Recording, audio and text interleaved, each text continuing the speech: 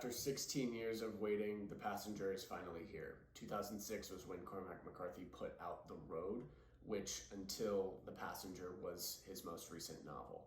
In between, he has put out an article called The Kekule Problem, which discusses consciousness and its origins and the relationship between our unconscious mind and language. It speaks to the newness of language and how we're still getting used to using it, and really kind of gets at what it means to be human on an individual level, like what's going on below the surface. And even though it's been 16 years, Cormac McCarthy's newest novel, The Passenger, shares a decent amount of similarities with his more recent novels, No Country for Old Men in particular, and also The Road. Much like a lot of Cormac McCarthy's earlier novels, he breaks up the main sections or chapters with some passages that are in italics. But in The Passenger, he really leans into this structure. And I would say that's my only real gripe about the book, is that those italicized sections get to be a little long, get to feel a little tedious, and you do get used to them over time. But especially if you haven't read one of his earlier books, which I think all serve to prime you for this one, you might be thrown off a bit by those sections. So in The Passenger, the main characters are siblings. One is a math genius, the other is a salvage diver. There's a lot more to their characters, but I do want to leave a lot of the plot points and the details of the book for you to enjoy on your own time. That's not what this review is about. I've loved his writings for years and have been all the way caught up with everything he's put out since 2016 or 2017. So I've been waiting for this one for 5 or 6 years now. And nothing about his writing style is jarring to me anymore. Although, like anyone who's ever read Cormac McCarthy, I think we all have a very distinct experience the first time we open one of his books.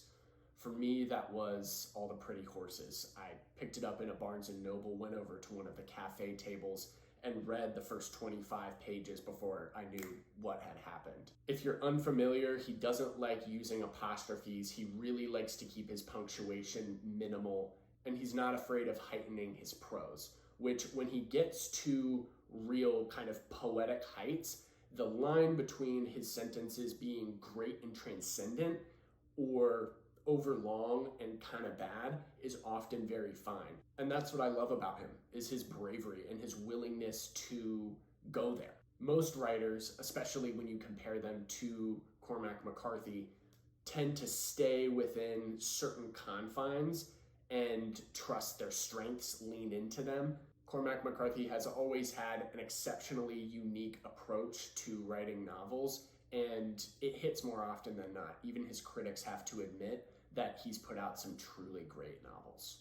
Now, in addition to The Passenger, which came out in October, there's also going to be a companion piece called Stella Maris that'll be coming out later this month in November 2022. I am definitely curious to see how that piece complements this novel and what other themes may emerge or deepen when we have that companion piece. So if you're new to Cormac McCarthy and are excited about this novel, I actually would not recommend that you start with this. There are much better places for you to begin. No Country for Old Men in particular will be a great way to get used to the way he structures his chapters. So in this book, you'll also be faced with some italicized sections between the main chunks of narrative, and it's much easier to consume. In this book, the italicized sections are either entirely or mostly the recollections of someone who was a sheriff for a number of years.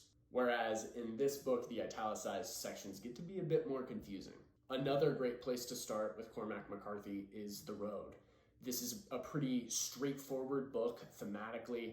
It's the best post-apocalyptic novel out there, but for the initiated, you definitely should check this out. It's one of his better novels. And I didn't really want to get my hopes up for this one. I knew that I was going to read it cover to cover and that I would at least enjoy certain sections, but I didn't want to fool myself into thinking that because Cormac McCarthy had taken more time to write this one than he had with some of his previous novels, that it would somehow be that much better. He's like 90 years old now, and so I can only imagine that he wrote the bulk of this material maybe 5 or 10 years ago and has been sitting on it, letting it sink in and going through various rounds of edits in the meantime. As always, the dialogue is incredible in this book. His dialogue has always really popped off the page, especially in comparison to the rest of his prose, and it'll typically bring some kind of comedic relief or serve as an anchor to kind of bring the really deep or really highbrow themes down to a really human level. In this book, the scenes of dialogue between Bobby Western, who's one of the main characters, and some of the guys around him, I find to be particularly enjoyable. There is a lot of dialogue in the italicized sections, but that can get a bit too zany for my taste. I could tell from the beginning that he was trying something a bit new with those passages, and it's not awful, but as you can tell by me kind of complaining by them more than once in this review, that they didn't really do it for me. A lot of the settings in this novel are new compared to some of his other works. If you're familiar, he wrote the Border Trilogy, which took place between Texas and Mexico. Blood Meridian also takes place in that general region as well. And then a lot of his earlier books were set in rural Tennessee. This one is on kind of the Gulf Coast, and there are scenes kind of off the coast of Mississippi and then on an oil rig. The main character, or one of the main characters, Bobby Western, is a salvage diver. And going underwater with Cormac McCarthy is something that we haven't done before. He does it really well. As I said earlier, I don't really want to get too much into the plot, but the kind of inciting incident that's in the first main narrative section of the story is Bobby Western and some other dudes that he's with diving down to check out this plane that has crash landed off the coast.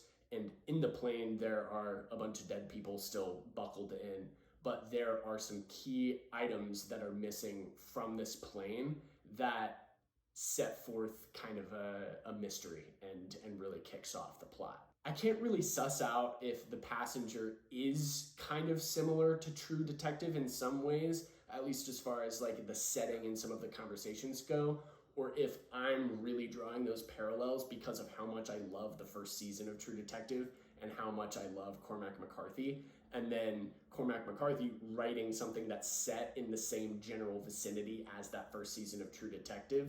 Like, there's enough of a connection there, but I wouldn't go as far as to say that The Passenger is like True Detective, because it is definitely not.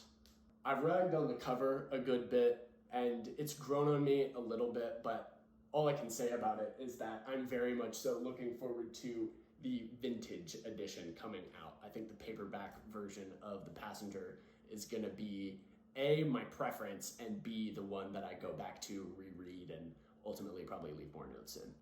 When I think really critically about how this new novel stacks up to McCarthy's other novels, it doesn't quite crack the top 3. There are definitely at least 3 novels that I would put above this one. But I think this is in his upper half. I think this is better than most of his earlier novels that were set in Tennessee. And I like it better than The Crossing. I don't know if I would necessarily argue that it is technically a higher achievement than The Crossing, but I do enjoy it better. If you were on the fence about buying this novel, I hope this context helped you out. I did my best just to speak more so to my experience and not cover the sorts of things that you can just read about quickly on Wikipedia or look up. What I can confidently tell you is that this novel was worth the wait, and I'm speaking as a longtime Cormac McCarthy fan. And again, if you haven't read anything by him, don't start here. There are better places to start, but you probably will eventually want to get to this one if you get a little deeper into his catalog.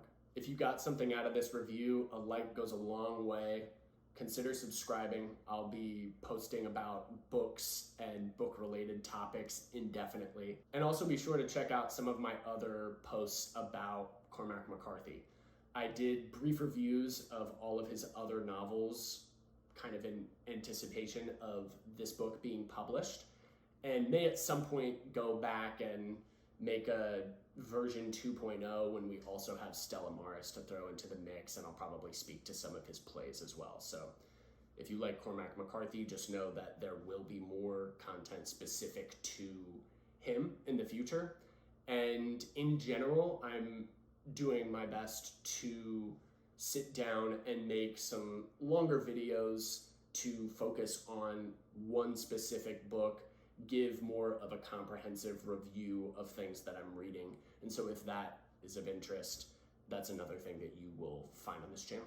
And for those of you who are still watching now, I do have a bonus recommendation for you. There was a Cormac McCarthy interview that was released right around the time that this book came out that is absolutely incredible. It is the closest look that we've gotten of him. It's about an hour, hour and a half, and views kind of like a documentary.